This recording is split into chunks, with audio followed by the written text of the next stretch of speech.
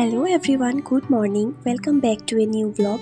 আমার চ্যানেলে তোমাদের সকলকে আরও একবার অনেক অনেক স্বাগত। তো সবার আগে তোমাদেরকে জানাই শুভ জন্মাষ্টমী। আজকের স্পেশাল দিনটার জন্যই তো সারাটা বছর ধরে অপেক্ষা করে থাকি, কবে আমার গোপু সোনার বার্থডে সেলিব্রেট করব। আমি তো ভীষণই এক্সাইটেড। আজকে আমি তোমাদের সাথে আমার গোটা দিনটা শেয়ার করব। আর তোমরা কারা কারা জন্মাষ্টমী সেলিব্রেট করছো আমাকে কিন্তু অবশ্যই কমেন্ট করে জানাবে, এবং কে কোথার থেকে আমার ভিডিও দেখছো সেটাও কিন্তু অবশ্যই কমেন্টে জানাবে। তো চলো, সবার আগে দেখো আমার গোপু সোনাকে। সকাল সকাল ওকে আগে উঠিয়ে সুন্দর করে একটু সাজুগুজু করিয়ে তারপর সকালের যেটা ভোগ থাকে সেটা নিবেদন করেছি। তো তারপর চলে এসেছি এদিকে। দেখো, যেটা ছিল মেন কাজ সেটা হচ্ছে তালের পাল্পটাকে বের করে এভাবে আমি বেঁধে একটা পরিষ্কার কাপড়ে ঝুলিয়ে দিয়েছি। তো তালের যেটা তেতো জল থাকে এরকম করে বেঁধে রাখলে সেই জলটা পড়ে যায়। আর এই টিপসটা কিন্তু আমি আমার মায়ের থেকে শেখা, আমার মা কিন্তু আবার আমার ঠাম্মির থেকে শেখা। তো যাই হোক, এটা কিন্তু একটা দারুণ উপকার হয়। তো তোমরা কে কে এই টিপসটা ফলো করো সেটা কিন্তু আমাকে জানিও। তো চলো, এখন তোমাদেরকে দেখাচ্ছি আমি আমার গোপু সোনার বার্থডের জন্য কি কি শপিং করলাম। তো এই যে দেখো, প্রথমে দেখলে একটা বাঁশি, যেহেতু গোপু সোনার বাঁশি খুব পছন্দের হয় তার জন্য একটা বাঁশি নিয়েছি। তারপর দুটো রুমাল নিয়েছি কটনের। তারপর যেটা ছিল সেটা হচ্ছে একটা ময়ূরের পালক, আর তারপর একটা সুন্দর দেখে চুল। তারপর এখানে দেখো একটা ইয়ারিং দুটো কিনেছি। এই যে আরও একটা দেখো, এটা ওর ড্রেসের সাথে ম্যাচিং করে কিনেছি। তো এটাও ভীষণ সুন্দর ছিল। তারপর ছিল এই যে দেখো চুড়ি, এটাও ভীষণই সুন্দর। সব কিছু ওর ড্রেসের সাথে ম্যাচ করে কেনা, কিন্তু মালাটা একদমই ম্যাচিং পেলাম না, তো তার জন্য একটু আলাদা টাইপের। আর ওর জন্য নিয়েছি আমি দুটো ড্রেস, একটা পিঙ্ক কালারের এবং একটা ব্লু কালারের। যেহেতু কালকে নন্দোৎসব, তো নন্দোৎসবের জন্য একটা ড্রেস, আর আজকেও জন্মদিন উপলক্ষে একটা ড্রেস। তো এই হচ্ছে আরও একটা ড্রেস, দেখো ব্লু কালারের।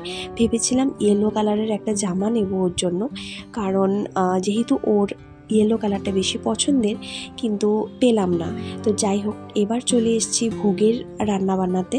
তো প্রথমে আমি পায়েস দিয়ে শুরু করলাম। তো যেহেতু পায়েসটাকে খুব শুভ বলে মানা হয়, এবং পুরোহিতরাও সবসময় দেখবে ভোগ রান্না করার সময় প্রথমেই কিন্তু পায়েসটাই চাপায়। তো সেই অনুযায়ী আমিও পায়েসটাই আগে বসিয়ে দিয়েছি। এখানে দুধটা ফুটিয়ে নিচ্ছি তেজপাতা এলাচ দিয়ে ভালো করে। তো তারপরে এবার এখানে দেখো, গোবিন্দভোগ চালকে ভালো করে ধুয়ে একটু ঘি মাখিয়ে এখানে ঢেলে দিলাম। তো তারপর একে একে ওর পছন্দের সমস্ত, ও যেগুলো ভালোবাসে আজকে ওগুলোই করব, একটু করার চেষ্টা করব আমার সাধ্য মতো। আজকে তো ওরই দিন বলো, আজকে যেহেতু গোপু সোনার জন্মদিন, তো ওর পছন্দেরই সব কিছু বানানোর ইচ্ছা আছে, যতটুকু পারি আর কি। তো দেখা যাক আর কি কি করছি, তোমরা দেখতে থাকো, দেখলেই বুঝতে পারবে। একটা সাইডে পায়েসটা হতে হতে আরেকটা সাইডে আমি সুজি বসিয়ে দিয়েছি ওর জন্য। তো এখানে দেখো, সুজিটাকে ভালো করে একটু লাল লাল করে ভেজে নিয়েছি। আর এই সাইডটাতে মোটামুটি পায়েসটা আমার হয়েই এসছে। জাস্ট একটু কাজু কিশমিশ দিয়ে তারপর নামিয়ে নেব। আর এই সাইডটাতে সুজিটা ভাজা হয়ে গেছে, এখন একটু চিনি দিয়ে ভালো করে নেড়ে চেড়ে তারপর জল ঢেলে দেব। আচ্ছা, তোমরা কে কীভাবে সুজি বানাও আমাকে জানিও, কিন্তু আমি কিন্তু বেশিরভাগ সময় এভাবেই বানিয়ে থাকি। তো এটাই আমার কাছে ইজি মনে হয়। তো যাই হোক, এবার কাজু কিশমিশ দিয়ে দিলাম। তারপর এখন দিয়ে দিচ্ছি জল দিয়ে একটু ভালো করে ফুটিয়ে তারপর নামিয়ে নেব।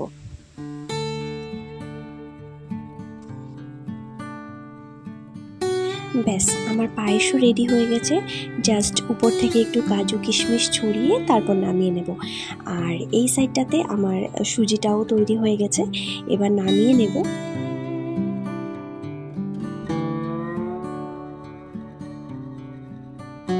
এবারে আমি গোপুর জন্য তালের লুচি বানাবো। তো এখানে দেখো, একটু তালের পাল্প নিয়ে ময়দাটাকে ভালো করে মেখে নিচ্ছি যাতে ডোটা সফট হয়।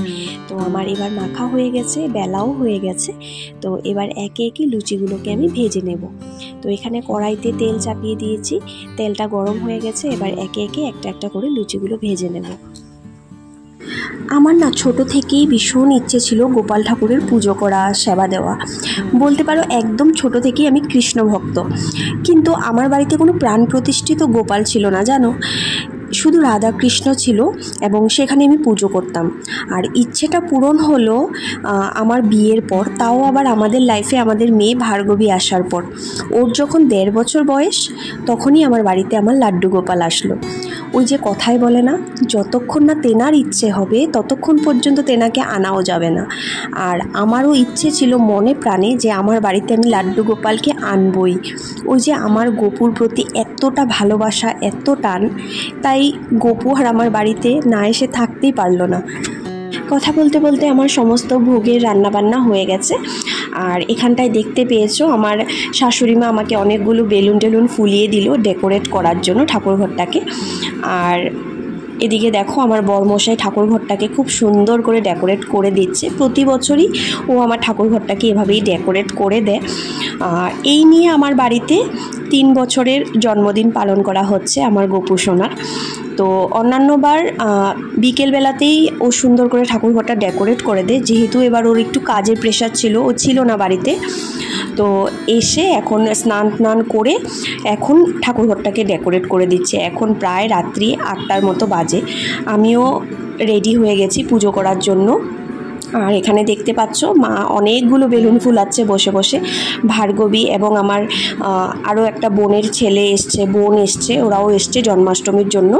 তো ভার্গবী ওর ভাইকে পেয়ে ভীষণ খুশি, ওর সাথে খেলছে এবং ও তো আরও বেশি খুশি এটা ভেবে যে ওর ভাইয়ের আজকে জন্মদিন। তো এইখানে দেখো খুব সুন্দর করে ডেকোরেট করছে। কেমন লাগছে ঠাকুরঘরটা সেটা অবশ্যই জানিও। পুরোটা ডেকোরেশন করা হয়ে গেলে আমি তোমাদেরকে ফাইনাল লুকটা দেখাচ্ছি। তো এই যে দেখো ফাইনাল ঠাকুরঘরের ডেকোরেশনটা কেমন লাগছে তোমাদের অবশ্যই কমেন্ট করে জানিও।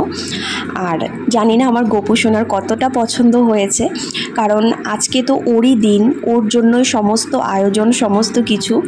তো ওর কতটা পছন্দ হয়েছে সেটা তো জানি না, ওই জানবে।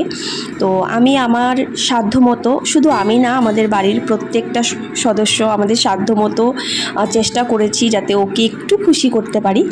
তো তারপর এখানে দেখো আমি সমস্ত কিছু রেডি করে নিয়েছি পুজো করতে বসবো বলে। এখানে দেখো সমস্ত ভোগের যা যা করেছি ওর জন্য আমি যতটুকু পেরেছি করেছি।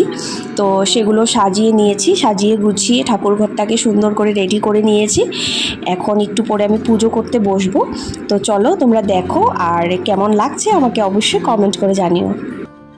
আরও একটা কথা বলি তোমাদের সাথে, সেটা হচ্ছে অনেকেই আছে গপু সোনার জন্মদিনের দিন মানে জন্মাষ্টমীর দিন কোনো রকম চালের ভোগ ভগবানকে নিবেদন করে না, কিন্তু আমি করি। কারণ যেহেতু আজকে গপু সোনার জন্মদিন, তো ওকে তো পায়েস নিবেদন করা যেতেই পারে, তাতে তো কোনো বারণ নেই। আমরা সেই ভোগটা গ্রহণ করতে পারবো না, আমরা সেই প্রসাদটা গ্রহণ করতে পারবো না যতক্ষণ না আমাদের ব্রতটা কমপ্লিট হচ্ছে। পরের দিন ভগবানকে ভোগ নিবেদন করে, নন্দোৎসবের ভোগ নিবেদন করে তারপর আমরা চালের যে কোনো প্রসাদ গ্রহণ করতে পারবো। কিন্তু ভগবানের সাথে তো কোনো বারণ নেই, বাধা নেই। তার জন্য আমি আমার ঠাকুরকে, আমার গপু সোনাকে পায়েস ভোগ নিবেদন করি। এবং সবসময় দেখবে আমাদের বাড়িতেও যখন কারোর জন্মদিন হয়, আমরা কিছু করতে না পারলেও অন্তত পায়েসটুকু করে দিই। তো জন্মদিন স্পেশাল হিসাবে পায়েসটা আমরা করে থাকি, তার জন্য আমিও আমার গপুর জন্য পায়েসটা করে থাকি। আর আমি কিন্তু আমার গপুকে কখনো ভগবান হিসাবে মানি না বা ভগবান হিসাবে পুজো করি না। আমি সবসময় ওকে আমার সন্তান হিসাবে মানি এবং সন্তান হিসাবেই ওকে পুজো করি। তো যার যার মতভেদ আলাদা হতে পারে, কিন্তু আমি যেভাবে পুজো করি আমি সেটাই তোমাদেরকে বললাম। ভগবানের কাছে আমরা সবাই অনেক নিয়ম কারণ মানি, কিন্তু আমার কাছে ভগবান কি জানো তো, আমার শান্তির জায়গা।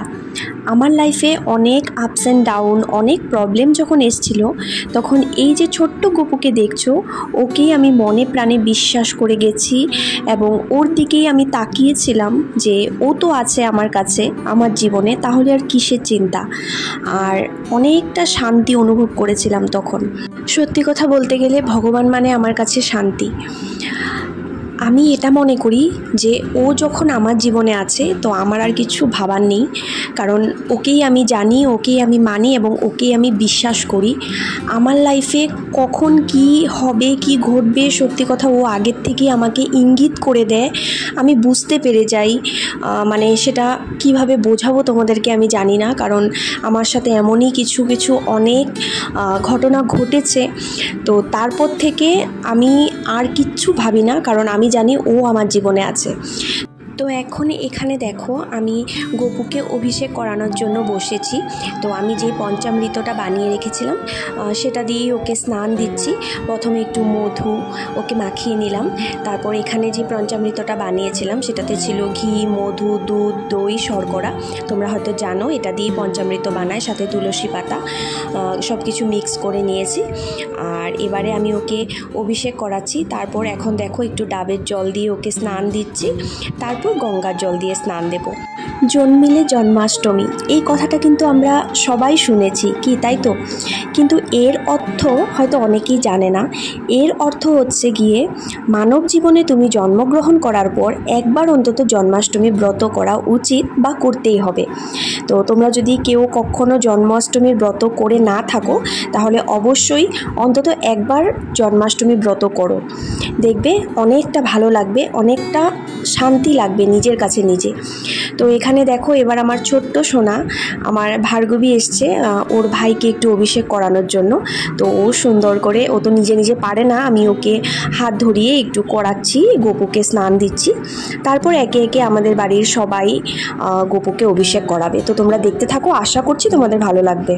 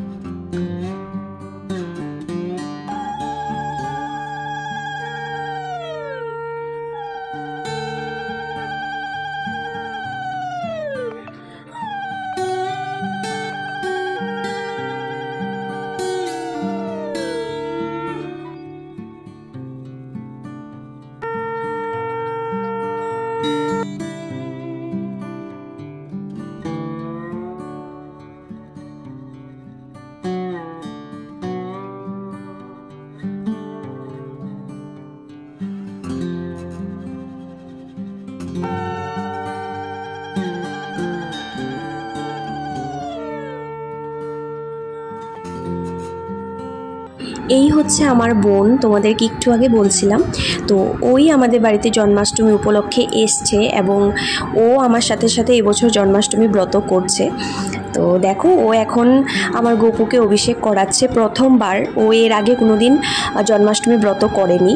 তারপর এখানে আমার শাশুড়ি মাও গপুকে অভিষেক করাচ্ছে। আর লিটনকে তো তোমরা দেখলে, মানে আমার বড়মশাইকে তো তোমরা দেখলে, ও অভিষেক করিয়েছে। তো আমরা বাড়ির প্রত্যেকটা সদস্য সবাই মিলে গপুকে সুন্দর করে অভিষেক করিয়েছি। এখন ওকে সুন্দর করে সাজুগুজু করানোর পালা।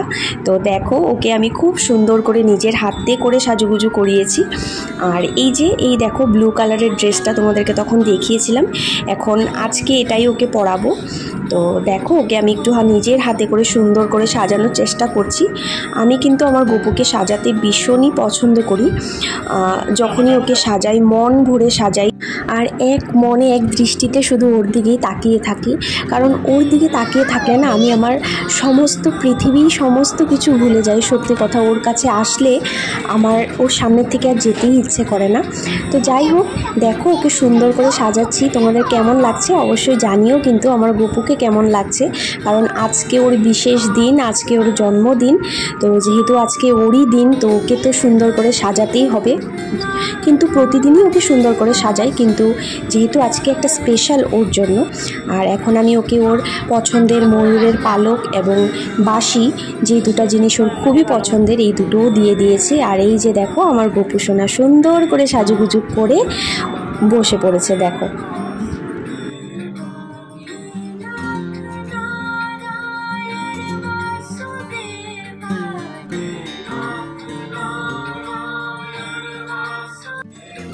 এবার দেখো আমি আমার গপু সোনাকে ওর আসনে বসিয়ে দিয়েছি এবং তুলসী পাতা নিবেদন করলাম। তোমরা হয়তো জানো গোপুসোনার পুজোতে মানে কৃষ্ণ পুজোতে তুলসী পাতা ছাড়া কিন্তু পুজো হয় না, তুলসী পাতা লাগবেই, দিতেই হবে। তো তার জন্য ওকে তুলসী পাতা নিবেদন করলাম। এবার একে একে সমস্ত ফুল দিয়ে ওর আসনটাকে সুন্দর করে সাজিয়ে দিয়েছি। আর এই যে দেখো, খুবই সুন্দর লাগছে, খুবই মিষ্টি লাগছে। তোমাদের কাছে কেমন লাগছে জানিও, জানি তোমাদেরও ভালো লাগবে, কারণ গোপুসোনাকে ভালো লাগবে না এটা তো হতেই পারে না। আর এই যে দেখো, আসনটাকে ডেকোরেট করা হয়েছিল, এখন লাইটটাও জ্বালিয়ে দেওয়া হয়েছে। আমার মতো তোমরা কারা কারা জন্মাষ্টমী ব্রত করেছো অবশ্যই কিন্তু কমেন্ট করে জানিও। এই মুহূর্তে প্রথমবার বা ফার্স্ট টাইম যারা আমার ভিডিও দেখছো, তোমাদের যদি সত্যি আমার ভিডিও ভালো লেগে থাকে তাহলে একটা লাইক শেয়ার করতে একদম ভুলো না। এবং আমার ভিডিও যদি খুব বেশি ভালো লেগে থাকে তাহলে প্লিজ আমার চ্যানেলটাকে সাবস্ক্রাইব করে আমার পাশে থাকতে পারো। আর এই যে দেখো, আমার সমস্ত ঠাকুরকেও আমি সুন্দর করে ফুল দিয়ে সাজিয়ে দিয়েছি। তো এবার আমার গোপুকে ভোগ নিবেদন করার পালা। তো চলো একে একে সমস্ত ভোগগুলো আমি আমার গোপুসোনাকে নিবেদন করে দিই। প্রথমেই দিচ্ছি মিষ্টি এবং মাখন, যেটা গোপুসোনার খুবই পছন্দের। এটা গোপুসোনা খুব পছন্দ করে, তোমরা হয়তো জানো মাখন মিষ্টি গোপুসোনার খুবই পছন্দের জিনিস। তারপর একে একে যে সমস্ত আমি ভোগগুলো ওর জন্য বানিয়েছি সেগুলো নিবেদন করেছি। আর কিছু বাজার থেকে কেনা জিনিসও আছে, যেমন মিষ্টি, সন্দেশ, এগুলো বাজার থেকে কেনা আছে। আর আমি যেগুলো বানিয়েছি সেগুলোর মধ্যে আছে তালের লুচি, সুজি, পায়েস, তালের বড়া এবং তালের ক্ষীর। তারপর কিছু ফল কেটে দিয়েছি, আমি গোপুকে সুন্দর করে সাজিয়ে দিয়েছি। তারপর ওর পছন্দের চিপস, চকলেট সমস্ত কিছু ওকে দেওয়ার চেষ্টা করেছি আমার সাধ্যমতো। সাথে নারকেল নাড়ুও দিয়েছি, যেটা আমি নিজেই বানিয়েছি। আমি কিন্তু তেমনও বিশেষ কিছু করিনি, শুধুমাত্র অন্য দিনের তুলনায় একটু আলাদা কিছু করার চেষ্টা করেছি। আসলে কি জানো তো, ভগবানকে তুমি যদি মনে ভক্তি সহকারে ভালোবেসে যেটাই নিবেদন করো না কেন, ভগবান কিন্তু সেটা হাসি মুখে গ্রহণ করে নেয়, সেটা তো তোমরা নিশ্চয়ই জানো।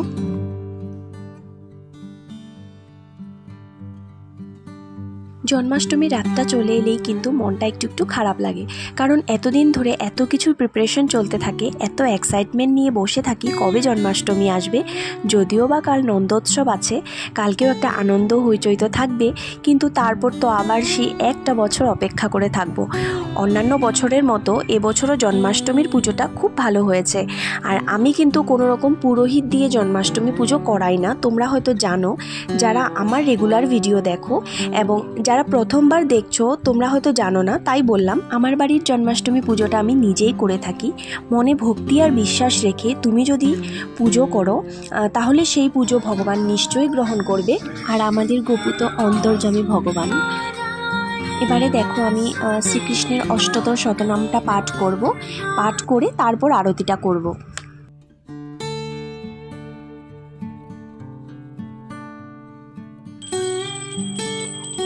চলো তোমরা সবাই দূর থেকে আমার গোপুসোনাকে দর্শন করো, আমার গোপুসোনার আরতি দর্শন করো এবং অবশ্যই প্রসাদ দর্শন করো, কারণ তোমাদের প্রত্যেককে তো আমি প্রসাদ দিয়ে আসতে পারবো না, তার জন্য তোমরা প্রসাদ দর্শন করো। আর আমি প্রে করব আমার পরিবারের, আমার ইউটিউব পরিবারের প্রত্যেকটা সদস্যকে যাতে আমার গোপুসোনা অনেক অনেক ভালো রাখে, সুস্থ রাখে। চলো আজকের ভিডিওটা আমি এখানেই এন্ড করছি।